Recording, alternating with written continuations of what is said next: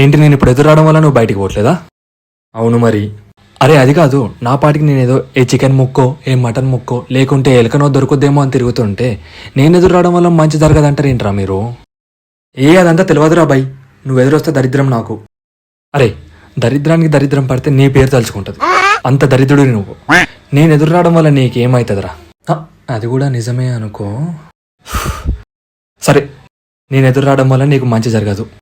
టక్కున నువ్వు బయటికి పోయి పీకే పనేంటో చెప్పురా. అంటే అది అది ఫ్రెండ్స్తో. నేను చెప్పనా, ఇద్దరు ఫాల్తుగాలు వేసుకొని బండి మీద ఊరంతా గాలి తిరుగుడు. ఆ బండిలో పెట్రోల్ పోయించడానికి కూడా పైసలు ఉండవు కదరా ఒకటి దగ్గర. నా వల్ల దరిద్రం అంటారేంట్రా?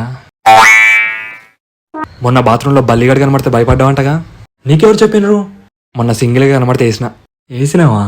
చంపి తిన్నారా?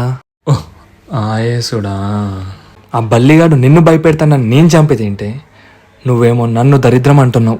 సారీ. ఇంట్లో ఒక్కరోజైనా పనిచేసినవారా? అదే నేను మీ ఇంట్లో ఎలక ఉందని తెలిసిన నెక్స్ట్ మినిట్ నుంచి దాన్ని వేటాడి చంపేంత వరకు నిద్రపోను కదరా.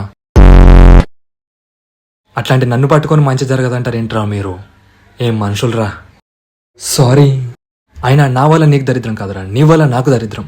నిన్ను చూసిన ఒక్కరోజు కూడా ఒక మటన్ ముక్క దొరికింది లేదు, ఒక చికెన్ ముక్క దొరికింది లేదు. మరి అంత దరిద్రంలో ఉన్నామా మనం? అయినా నిన్ను ఎన్ని తిట్టి ఏం లాభం, కుక్క తోక వంకర. అదంతా అప్పుడండి, ఇప్పుడు నేను మారిపోయానండి. ఏం కూర ఇంట్లో? కర్రీ ఏం వండుకోలే, పచ్చడి ఉంది. పచ్చడి